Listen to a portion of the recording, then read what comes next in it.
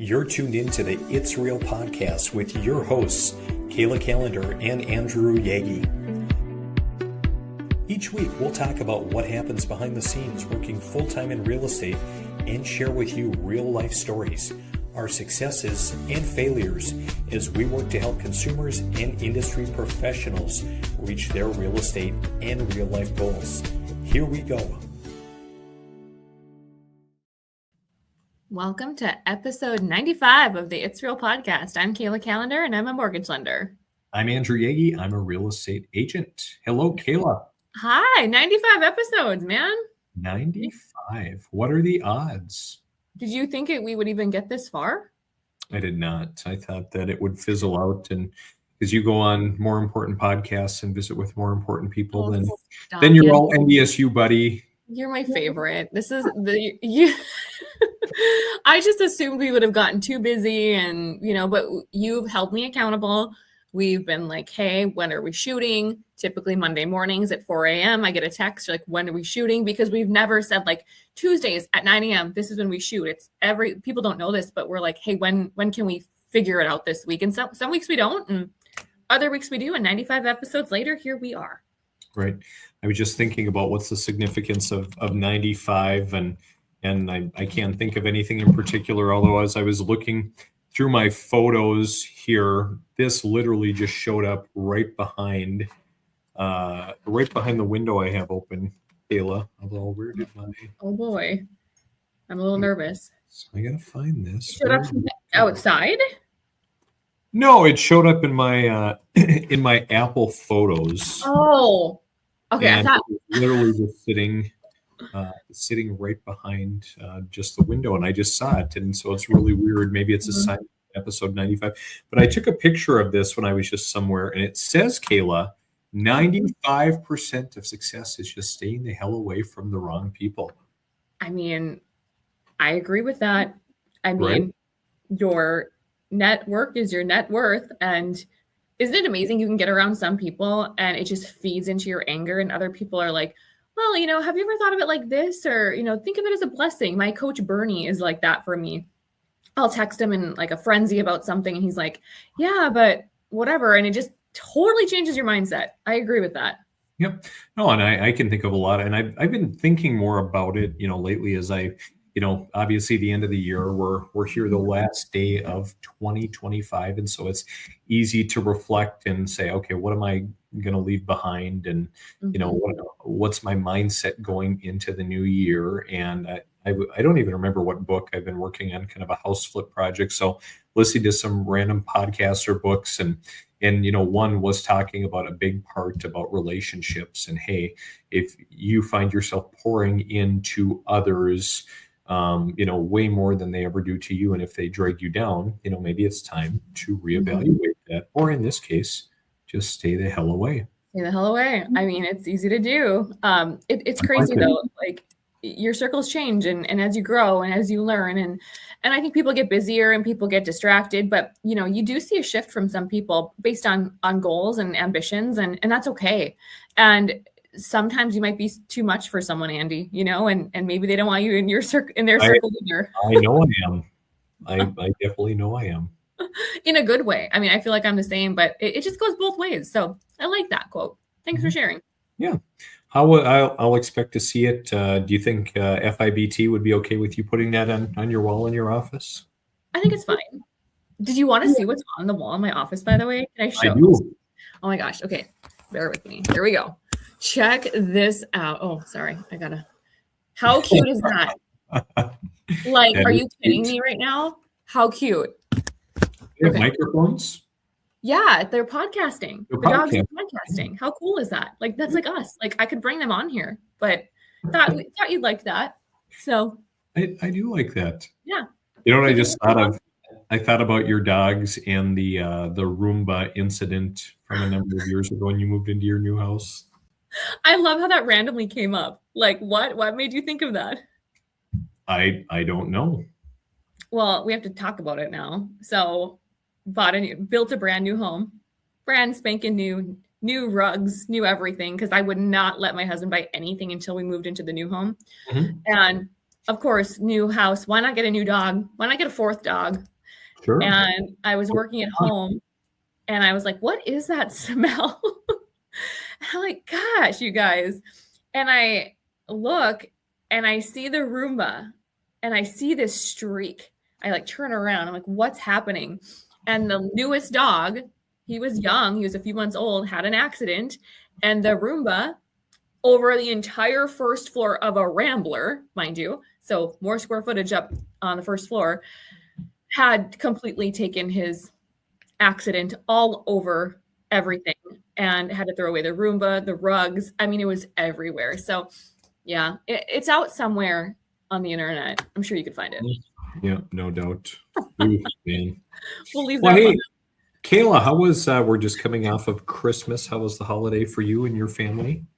It's good. I come from a very large family. I'm from a family of 6 kids. Most are married, have kids. Taryn and I have 18 nieces and nephews combined. But this year, just people were doing other things. And, you know, as families get larger, you have your own families. So it ended up being just Taryn and me and the 4 dogs at the lake, just us this year, which was really quiet and kind of crazy, but it was so well needed. The lake was quiet. We took time. We had some mimosas. We watched movies. It was very, very chill. How about you? I like that. Yeah, we were on the road a lot. So down to southern Minnesota to see my wife's family and then kind of backtracking back to Fergus Falls, kind of had our Christmas and then up to Thief River Falls. And we've got to head back to Thief River this weekend I've got 2, a new niece and a new nephew. So they're kind of doing a baptism together. So that'll be kind of nice, but a lot of driving and, you know, it's always great to see family because family really is the most important, but there are days when we've talked about it where, man, it would be nice to, you know, have some of our own traditions and not have to run and have, you know, kind of the Christmas like you guys talked about. But yeah, I also went traded. It was fun. We up in Thief River went as well into kind of the local music store, Kayla, and I picked up a couple of things. So Keysar Music, the owner and his son and I, Bill, we were high school classmates. And so I like to go in there and, you know, kind of catch up with those guys and buy an instrument randomly. I think last year I bought a bass guitar, which I have barely touched, but I look at musical instruments as an investment. It's probably not going to lose money. And hey, why not? But I got, I know you've been pushing me to do more music. So I've got something for my office, Kayla. Oh my gosh, a keyboard, Andy. So we'll have to jam. Oh my gosh, I love this. So have you jammed like before? Have you been jamming lately? I've been jamming a little bit. Believe it or not, the end of the year, I'm still just, I know when we talk back and forth, kind of shocked with how busy the end of the year has ended up being with real estate and everything. So I have not had a lot of time to jam, but a little bit here and there. That's okay. Hey, 2026 goals, my friend. We had gone downtown and taken one of our daughters, our middle one, Violet, who's in kindergarten, with kind of to do a little shopping in Thief River Falls. And I said, hey, before we kind of go and meet up with some other family, I want to go to Keysar Music. And my wife's like, oh man, you know, are you going there just to talk or do you need something? And I said, well, a little bit of both. Mostly talk probably. And so we went in there and so her and Violet, they thought they might stay in the car, but then they're like, you know, we're going to come in. And Violet decided that she said, Dad, I really want to learn how to play the violin. Oh. So there's Joe, kind of the store owner, who's taking some time to kind of show her how it is. And I'm like, I don't know, Violet. I don't know if we need a violin, but she was really insistent on it and was kind of begging for it too, like, please, Dad. Oh my gosh. How old is she? She's kindergarten. Okay. So, but we ended up coming home with a violin and a keyboard. So we'll see what happens. But I wouldn't mind learning how to play it either. It's a challenging instrument, but we had a good time. Guess is you'll learn it because you learn everything else. Didn't we have this talk before where like, Andy, is there anything you don't do? And I think you said like athletics. So, but we look forward to you sharing your musical abilities on the podcast next year. We'll say that. I will be resolute in doing that in the new year, Kayla. I love that. I'm going to hold you accountable. We could do jingles. Maybe we change the podcast intro or outro. Ooh. Maybe we talk about, we wrap it in and use some chat GPT and say like, hey, get pre-approved. And like, you can talk about listings all in a jingle. There we go. I think we should. Let's poll the audience. Well, Kayla, as we wrap up 2025, what words of wisdom do you have, or what do you want to talk about real estate related on our last podcast of the year? I'm just going to preface with this. Like, I don't think anybody knows. We don't really plan for these podcasts. So we're just like, what are we going to talk about? What should we do? And it's a lot of like, what did you experience this week? Because we are so busy and go, go, go, and you're a dad. And so, I think about, talking about 2025, and this was just kind of a random thought, but it's like, what are some things that we want to let go of? Because I think in order to pursue goals and say, what do I want to achieve? You have to stop and reflect about what maybe didn't go well too, or what do you want to leave behind? And so I think about things in real estate and mortgage that maybe were bad advice, or things that maybe, just didn't come to fruition. For example, the market's going to crash. How many times did we hear that, Andy? How many social media posts did you see about, hey, the market's going to crash? I still hear it. Yeah, same. I'm still seeing it too. And I think of 4 things, and that's one thing that I'm like, we can kind of like leave that behind. If the market will crash, it will crash, but we cannot live in fear, and our clients cannot live in fear. So I think that would be one thing. One, like, can we just like stop talking about that headline? Can we stop? Another, it's still going to continue. Somebody's always going to talk about it. And I think for a lot of people, it's wishful thinking. It's just kind of an internal rationalization that, well, if I say it, it's going to come to fruition there. I'm going to wait because the market, it's got to go down.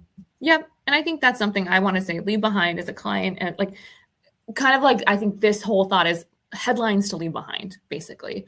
I would also say I'm going to wait for rates to drop. I mean, even when I talk to clients, they don't know what they don't know. And when I have a client that says, well, I really want to wait till rates get to the 5s, and I run their loan amount at 5.875 versus 6 3/8, and it's a $62 difference, they're like, what? That's it? And so I think that right now, instead of trying to time the market, and I think this is true throughout history of real estate and mortgage, instead of trying to time the market, focus on your time in the market. Because Andy, I just had a client that bought a year ago, and he's already talking about building a new home with his wife. And I said to him this week, I said, okay, you bought a year ago. What do you think your house would sell for? Because he's been working with an agent, and it's going to be about $30,000 more than what he paid. And I'm not saying every house will do that, but here, instead of renting, he just created this quiet investment of equity. And now he can, even after a year, now you've got to be careful, capital gains, things like that. They're going to build, so not for a little bit. But I think we have to just leave that behind as well, waiting for rates to drop, because the successful clients that are building equity, it's not about the rates. So that's a headline. I want to say like, okay, peace out. Like, let's leave that behind too. I like that. And I do want to say this one because it ties in. You can refinance anytime. I think we have to be careful about that, because some people can't refinance at any time. What if they change jobs? What if their score tanks? You know what I mean? And what if they decide to move? So I think that if you're being told, well, you could just refinance anytime, I think you have to say, maybe I can, but am I comfortable with the payment and the taxes and everything today? So. Are we going to put that in the box and lock it away with date the rate and all of those COVID era? Yeah, mantras? Yeah, we marry the house, date the rate. I get it. In theory, I get it. The 2-1 buy downs, the new construction tax abatements, the hey, I'm going to get this credit, what have you. But you have to be comfortable with where it's going to be. These adjustable rate mortgages. I get you're getting a deal now, but are you going to be comfortable in 2 years once things reset? And I think that we need to be more responsible, not just as lenders and realtors, but as consumers as well. Like, what's the worst that can happen? And you have to have that mentality. So, Well, the worst thing that could happen, I found this the other day, Kayla, where it Oh, talked about meeting the Americans stuck in their houses with golden handcuffs. They oh. secured ultra low rates during the pandemic.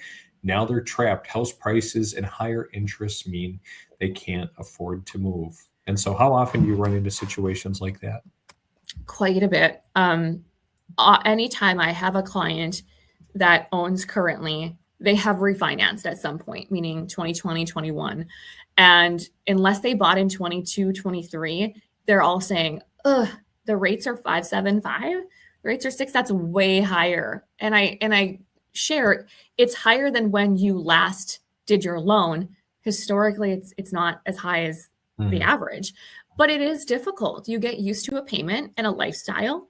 And to say, okay, if I sell my house and I go from a 3% to 6% and prices are higher, it is difficult. I mean, it's a tough pill to swallow. And so as rates have come down, it's less of a jump for these sellers. So it's getting a little bit more comfortable. But I think that the people that truly want to move due to neighborhood or location or school district, they're finding ways to say, okay, how do we make this work? What Mhm. are you seeing? What are Yeah, you experiencing that?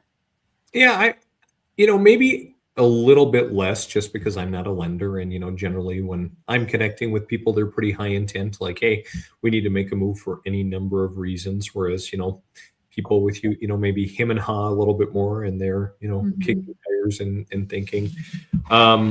This article, I found it really interesting. One couple that they talked to talked about the fact that, man, if only we would have known and could go back, we would have bought a little bit more of a house. We would have Mhm. gotten an extra bedroom. We would have gotten gotten a pool, or whatever it is, just because rates were so low. And I think about it too in terms of like in investment properties. Like, I look at my portfolio of investments, and I just got a notice from my bank the other day. Of course, commercial loans are generally fixed for a certain term. Mine was fixed for 5.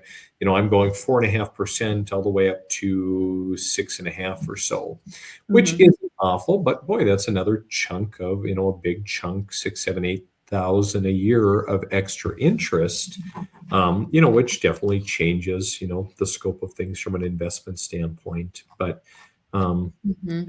it's kind of interesting.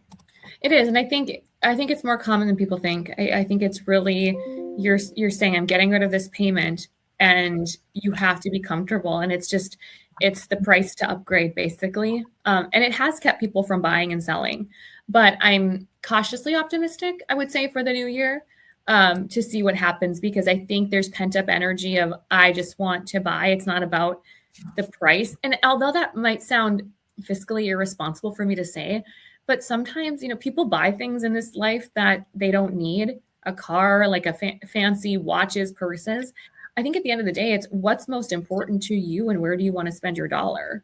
Mhm. When I talk to the clients about if you wait to buy and your payment will be, I don't know, $60 more, if rates did decline, how can you eliminate $60 per month? And it's amazing when you break down, and I would challenge people, where can you eliminate subscriptions? Where can you eliminate costs in your week? And how can you save? And I think that that's something that a lot of people are doing going into 2026. Mhm. Right on. Yeah, I think a lot of people are. I mean, it's a natural time to kind of revisit, refocus. Again, all of the things that maybe didn't happen, or hey, where am I going to go? In the new year, and of course, the financial piece is a big one. We talked a lot about how consumer spending was up, in the holidays this year, but debt was also way up too. A lot more people are carrying balances, are using, unsecured debt to basically fund lifestyles, and that's a little bit Mhm. dangerous too. Yeah, and we see quite a bit, and I just helped this week. I've got clients that are selling a house, and they're going to use the equity. And when I did their application, I'm like, we're not putting this towards the down payment. That about 100 grand equity. We are using $75,000 of it almost to pay off all of this unsecured. We see like what's it called, best egg or unsecured loans, credit cards. It's like, Sure. let's get rid of this because when you take $1,000 over 30 years, that's 360 payments. It changes your payment $6 a month, or you can pay off this $10,000, and I talk about it all the time, this $10,000 5-year at 13%, and all of a sudden you have more cash flow to afford in a home that you plan to have for a lifetime. So typically, so yeah, we see it often. Is there anything else that comes to mind as far as things that you heard or experienced in 2025 that one should let go of? So as we're talking, I saw an email pop up from a client. Like, this is like real raw. And it said, we're going to wait to apply because we have some work to do. I think that, and I say it all the time, prescription without diagnosis is malpractice. Until you have a lender pull your credit, look at your bank statements, look at your financials, your credit, everything, your 401k. I am tired of people self-diagnosing. I'm tired of people hearing from lenders, you should probably just wait, because there are opportunities for people to buy. Not for everybody. Maybe you shouldn't, but at least you know if someone truly reviews your scenario. So I would say leaving that behind I would say self-diagnosis, I guess. So yeah. What about you, Andy? Anything that sticks out to you, or did I hit everything you were thinking of? Yeah, we're just so on the same page, Kayla. You hit absolutely everything and more. So I Here don't I am. have anything useful to add. No, I think those are all really, really great points. And I mean, basically some of the same things that we experience here too. I think probably the biggest thing from my angle deals with you and lenders in general is just, I wish more people would take the time, slow the process down, to sit down and to visit with someone local. Like just the other day, we had someone that they called into our office and wanted to work with us to buy. They get pre-approved from an online lender. I've never really had, much of a meeting or whatever, just again, a blanket pre-approval. So when one of my agents is working with this individual, it's like, hey, we should see a breakdown. Like they should see a breakdown of what are their estimated closing costs. Because here we're blindly putting together an offer and they're asking for a certain percent, for 6% closing costs, for instance. And then actually they came back and said, well, we want 8%. And I told this agent of mine, I said, they can't have 8% on a conventional loan with 10% down. Well, and they were just adamant about it because, of course, a family member, the brothers, cousins, whoever, when they bought a house, they got 8%, and they just know you can get 8% and write this up in the offer. Wow. So we had to provide a little bit more education. And that's where, and even this particular individual didn't necessarily come down and sit down with us in our office, which, I mean, again, it's great to have a face-to-face meeting, whether it's virtual or in person. And so it just gets back to the point where, we want to succeed mutually. If you're not succeeding buying a home, we're not succeeding, or selling. But a big part of it comes down to, doing the necessary work, getting that pre-approval, sitting down and visiting. So now we have an actual plan in place and we know what the ground rules are. And a big part of that too means working with somebody local, not one of the large online lenders. I've got another deal that's contingent on someone selling a house or buying one of my listings, and they're using a VA lender that's out of state that has just terribly mismanaged the process. So again, it all has to do with who you align yourself with.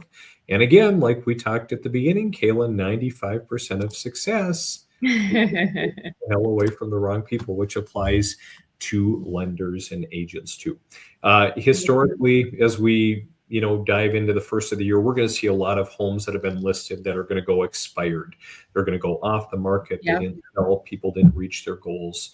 And so that's a big area where we're going to aggressively follow up with people and just say, hey, you didn't reach your goals. What is your agent doing to help you get there? Is your agent, like most agents who are doing the same things that they did 10 years ago, putting the listing in the MLS, putting a sign out there, and then just praying or being hopeful? Or do they have a strategy? Are they using video? Are they doing any form of marketing? We're diving big into AI in the new year, Kayla, as far as AI to follow up with leads and contacts, because realistically, like you and I, we're busy. We don't have time when a new lead comes in necessarily to follow up right away, or get back to that individual in 5 minutes. But hey, there are some great technologies out there, and we're going to work hard at employing them. And I think too is embracing it, because ultimately, yes, technology is not going to replace us, but I think about your ability to use AI to follow up with someone, just to gather some general information, just to get ahead of the game, to get started. Same with me, like, hey, what are you looking for? Are you a first-time buyer? Just getting some general information to prepare. And I think AI, I'm excited to see what happens in 2026, because I think it's going to be a huge part of our businesses, from income review to, I mean, are you seeing these like images created by AI? Like, remember those like candy cane thing? Like, they look like the actual people. It's wild. So I'm excited to see what's to come in 2026. And I love everything you said, Andy, because going back to what you said, how people that don't sit down, people sit down with a real estate agent, they sit down with a builder, they sit down with their financial advisor. Why are people so quick to just go online and get a letter and not understand? So I think that that's something that, aligning yourself with the right people and the right team, because that impacts you too. And if that client didn't want to write in, the 8%, and that took time to educate them, that could have lost the deal if you guys are waiting. So I love everything you just said. And I think that means we should probably give our clients more education in the form of a webinar. I like that. 2026. I like that, Kayla. I literally have my notebook talking about our webinar. So more to come, audience. Good. I like it. Well, Kayla, as we wrap up our last episode of the year, New Year's plans, do you have anything that you guys are doing tonight? We're going to our friends, Rachel and Sean Wires. They are going to host with a bunch of us. They got a new Maine Coon that has thumbs, and I'm excited to meet the Maine Coon. So that is my New Year's excitement. And we did say, don't judge. What's a Maine Coon? Oh my gosh, those like huge cats that are like huge ears. They look like, just Google it. I'll send you some pictures. They have two, and okay, I've seen one of those before. Yes, they're beautiful. So we're excited for that. But that's a big pity. Yeah, so we're pumped for that. But we talked about maybe going with like the East Coast timeline and like celebrating the new year at 11, so we can be home by midnight, because we're old. So we'll see. Can I give you a cheat code, Kayla, for New Year's and getting home early? Can I give you a pointer? Yes. So you can actually go on YouTube, and you can go Google New Year's like ball drop. You can go and find, well, this is showing me past ones, but you can, maybe I'll search for a fake one or whatever, but this is what we do with kids. And just basically go find a video and go watch it. And so we'll probably do that, but probably at like 8 o'clock or so. I love that. Great hack for our audience. I love that. What are you guys doing besides the fake video? Yeah, so we're going to go out for dinner probably at 5, and then come home, and we're going to watch the new Wicked. It came out last night, I think, like on demand. You can buy it. So we saw it in the theaters already, but want to watch it again. So we'll do that, and then do the fake ball drop, and then go to bed. I love that. That's awesome. Well, Happy New Year, Andy. It's been an amazing year. We're 95 episodes in, and we'll continue season 4 of the podcast. What? Is that right? I don't know. We'll continue the season, and we'll hit 100 in January. So more to come. Awesome. Well, Kayla, Happy New Year, and we'll visit with you next year. Sounds good. We'll see you later, Andy. Bye.